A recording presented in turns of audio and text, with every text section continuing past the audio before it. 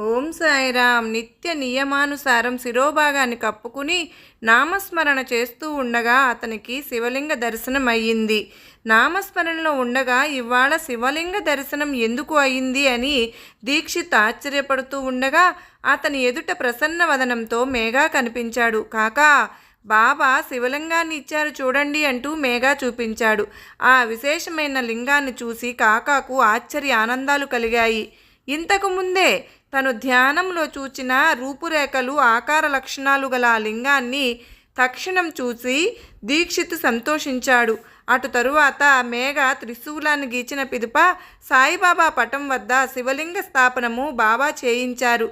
మేఘకు శంకరుని పూజ ప్రీతి కనుక సాయిబాబా అతనికి శివలింగాన్ని ప్రదానం చేసి అతని భక్తిని అలా దృఢపరిచారు. అది వారి లీలా విశేషం. ఇటువంటి కథ ఒకటా అంతులేనన్ని చెప్పవచ్చు.